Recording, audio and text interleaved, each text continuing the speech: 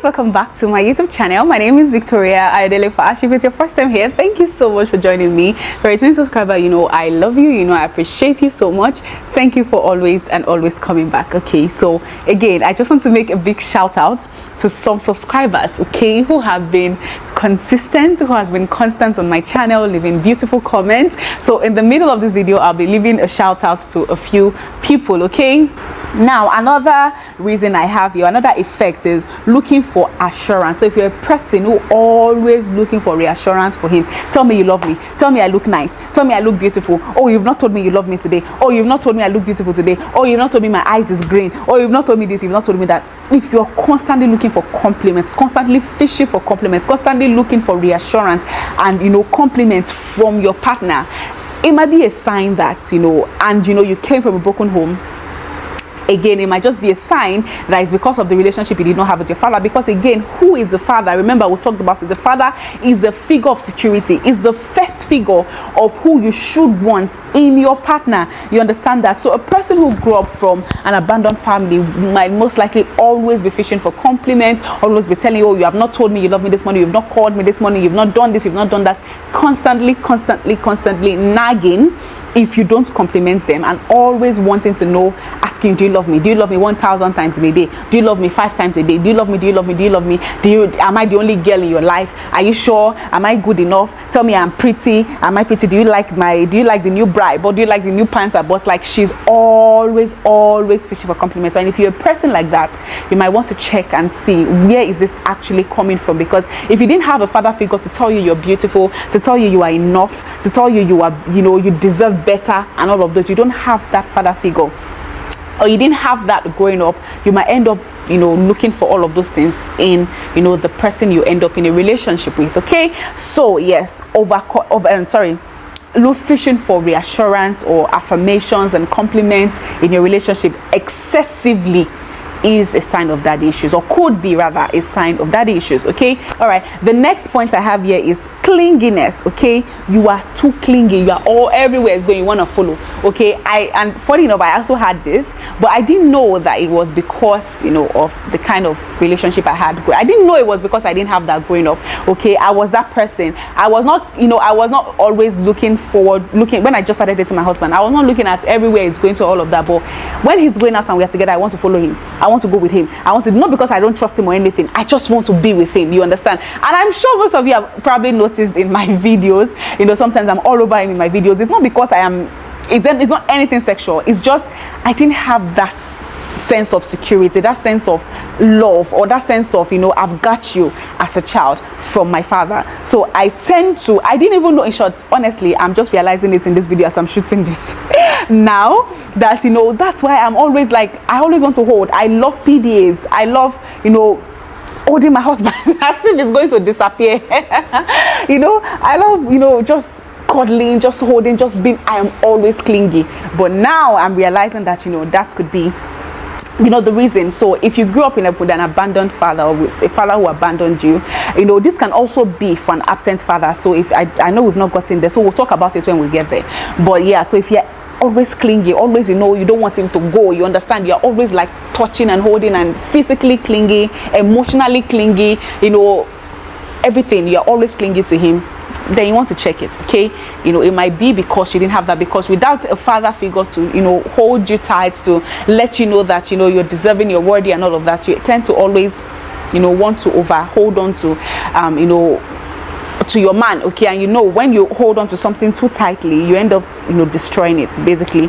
All right, so the next thing I have here is you hate disagreement. Okay, you don't want any, because any fight, any little fight like this, you're already thinking, oh, he has another girl, oh, there's another girl, oh, he's about to leave me. Or if you're married, any little fight, oh, he wants to divorce me, oh, I know it, he has another girl somewhere, and stuff like that. If you have that, and you know, and you abandon, it's just maybe your fear that just like your father left you, is about to leave you. So you don't like fights, you don't like disagreements. When issues that you're supposed to talk out that will probably lead to disagreements, and you fight and you settle, you don't want to disagree because you are afraid that if you disagree with him, he's going to leave you. That also, you know, can emanate from, you know, fear of abandonment. And the other side of it is you love arguments, you live for arguments. Okay, because again of fear that is going to leave you. So because of that, any little issues you have, you magnify it, okay? You make it big. You guys were walking and you saw him look, and you saw a fine girl. Maybe he wasn't looking at the girl, but he was looking at the girl, and you make something little into a big argument because you are afraid.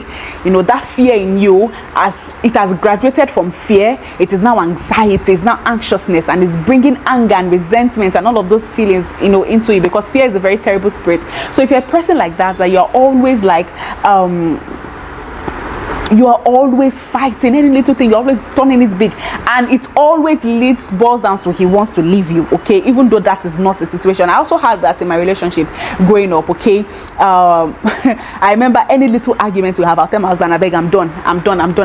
Every little thing I am done. I'm gonna be like, where are you done it to? You understand? Even though I really am, I don't want to leave him, but I want to be the one to leave instead of him leaving me. You understand? So I'm always afraid. Any little argument we have, I feel like, oh, is it because he has somebody else? So I'll think that I'm done, so that you are not the one who left me, because I don't want to be left just like I was left by my father. You understand? So yes, if you were abandoned as a child, and you find yourself exhibiting this trait, you might want to check it, know where it's coming from. We'll talk about how to handle it in another video. I'll also talk about what it feels like when you're dating somebody like that in another video. I don't know how many parts this is going to be, but I don't want this to be a series or a thing. So basically, if you have this trait in you, you always want to argue about every little thing, and it's always about, oh, I'm leaving, or he's leaving me, then you might want to check it. It might just be your fear of abandonment that is playing out in your relationship, okay? All right, so the next thing I have here is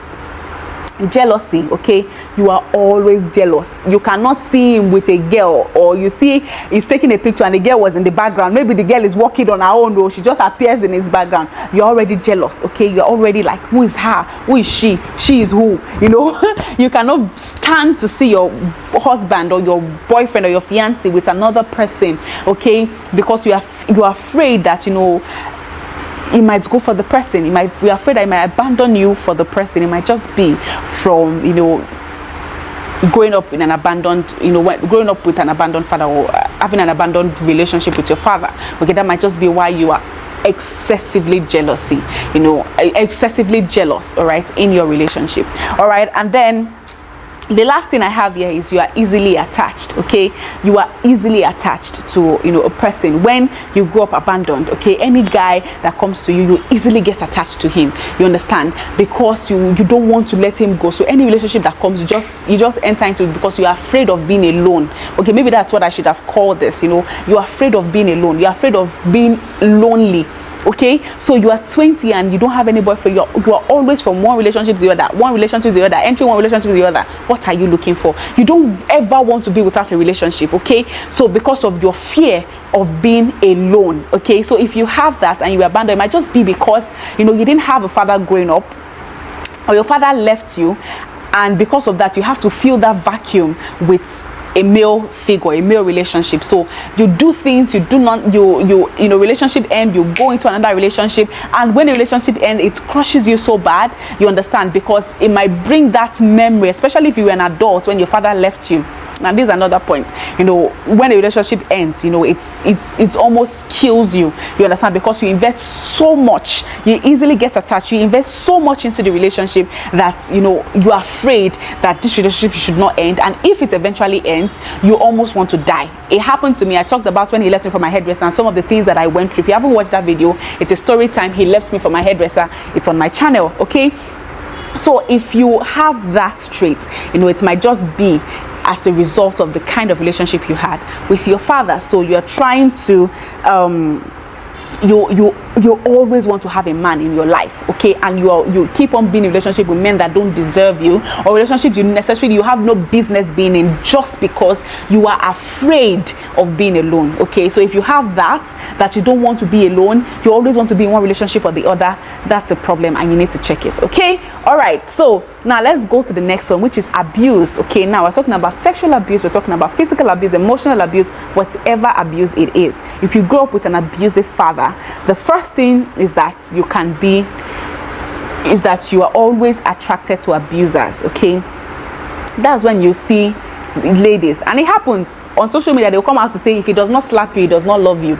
If a man does not, slap you once in a while, or beat you, if he does not beat you, he's not correcting you. When you see ladies that have that kind of mindset, it is most likely because of the relationship they had growing up. Because if I had a father that did not beat me as a child, or that did not treat me, or abuse me physically as a child, why would I want a husband that would do that? Okay. But if my father is way of always, correcting me, is always beating me, abusing me, constantly, then I would go for a man who does that, because to me that is love. Okay, when a man slaps me, it is love. When a man hits me, it is love. And I would always want to stay with that, because that is what I've always known love to be from my father. So when you see a person who always who doesn't see anything wrong with a man beating, and is always attracting men who are abusive towards her and condones it, it might be because they had an abusive relationship with their father growing up. Okay, now that's one. The second is you are the abuser. Okay, so you always go for guys that you can dominate. Okay, and then you abuse them, okay, whether sexually, whether physically, whatever, whether emotionally, because you were abused emotionally as a child. Okay, your father called you certain names, made you feel less than. Then the man you are dating, you are retaliating. The anger and the resentment you had towards your father, you start to give it to him. You call him names, you emotionally abuse him, you physically abuse him, and all of that. You now are the abuser, because the relationship you had with you. So it can go two ways. For some, they see it as the normal. For others, they see it as it's built resentment in them in such a way that they want to punish the person they are in a relationship with, because of the dysfunctional relationship they had with their father. Okay, all right. So the next thing I have here is you are sexually aggressive. Okay, I don't mean that, oh, you are shouting or whatever, but you are sexually aggressive. You always want to have sexual relationship with the person you're in a relationship with. You see sex as the answer to everything. You see sex as the way to get whatever you want. Okay, that's especially if you're sexually abusive, or you were sexually abused as a child. You always use sex to get everything you want, because you see it as the way to get what you want. Okay, so your dad sexually abused you as a child, and then you end up in a relationship and you feel like, oh, when I need something, I need to be, I need to, give you sex to be able to get something. That's the way it works. So sex becomes a transactional business to you, not necessarily something that is emotionally involved. And maybe it's not even your father. Maybe your father wasn't there to protect you, and you were abused by somebody else, and your father, who is supposed to be the protective figure for you as a child, was not there, and you were sexually abused. You end up, you may end up, seeing sex as the answer to everything, and being like that. So it might be because of the dysfunctional relationship you had with your father. Okay, now another effect can be that you are attracted to older men. Okay, you only want to date older men. You are not attracted to younger men. I know that I had that. Okay, so at this one I know it is tested and trusted. I was never attracted to younger guys. Never attracted to younger guys. I was always attracted to older men, because to me it was a sense of security, a sense of stability for me. Okay, so a sense of, they give me advice. They are like a father figure for me. My husband is, years older than me. You understand?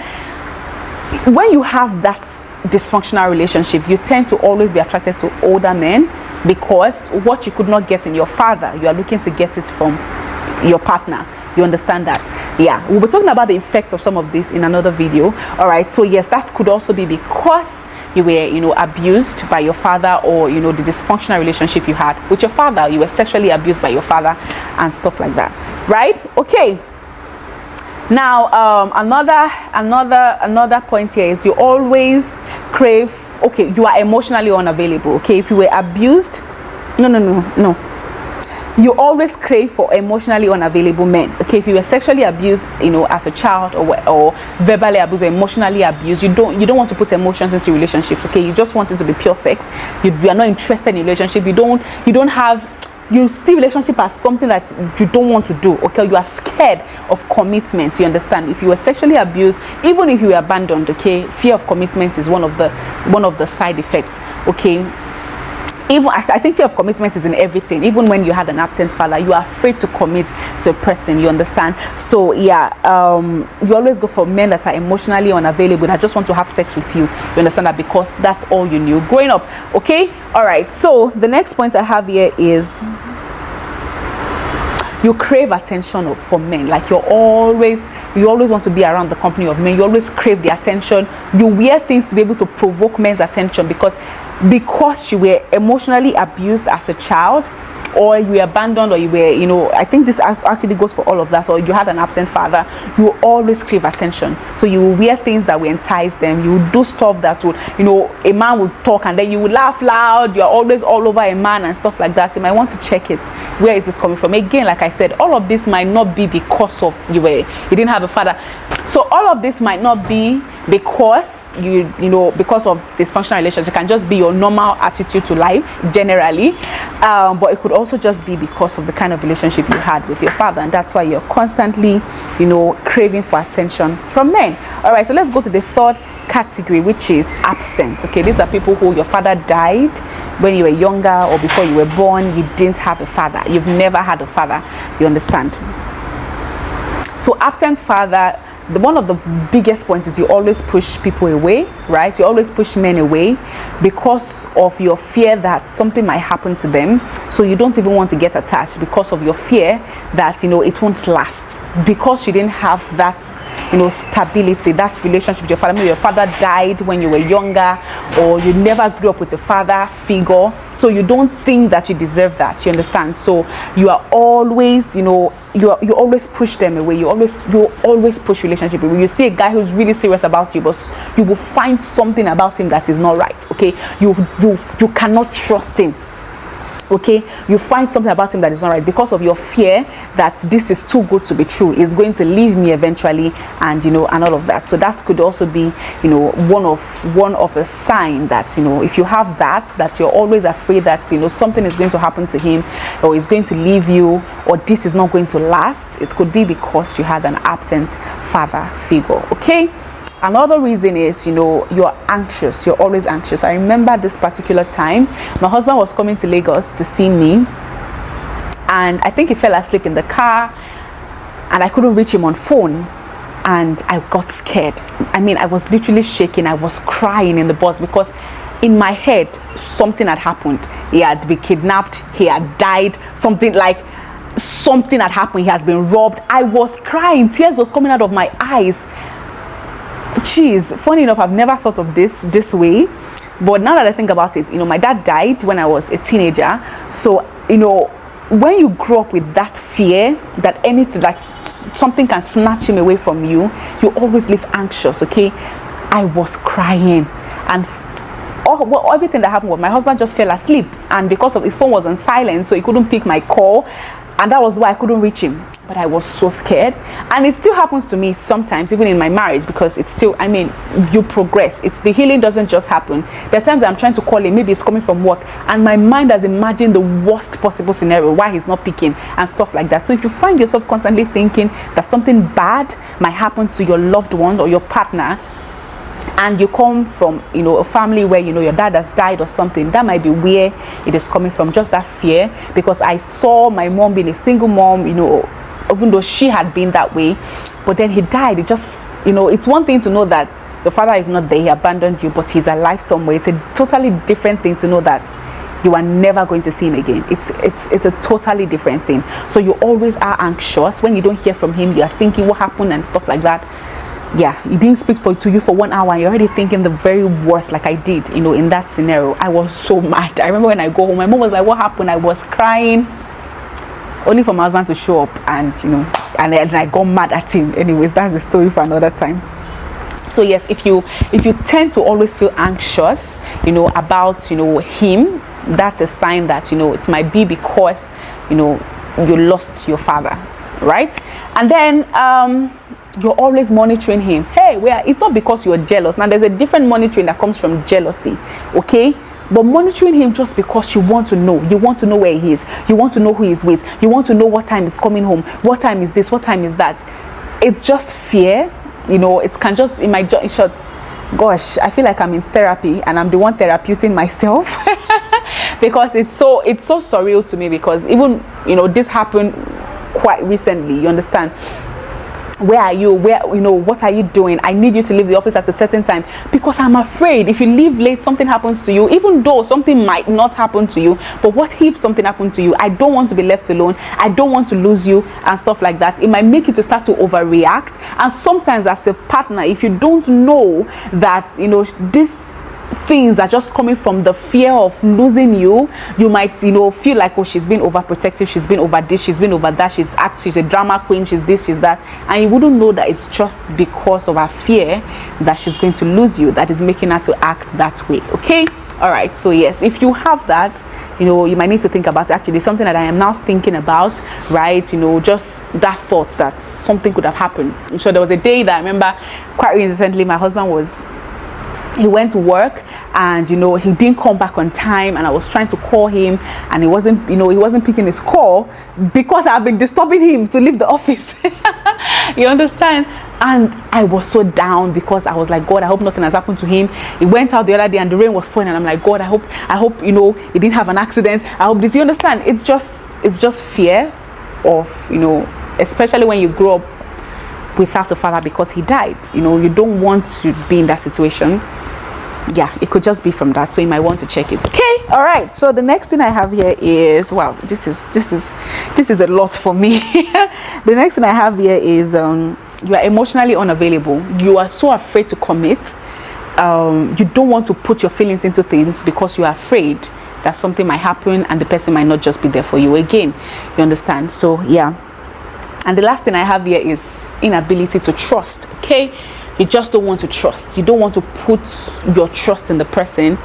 You feel better when you have a feeling that, oh, it's not being faithful, or it's not this, it's not that. It makes you feel better, because then, you know, you don't get to put all your trust in it, because the fear of what if he's not there for you again. Okay, so yes, it's a little bit related to abandonment, but abandonment is just more,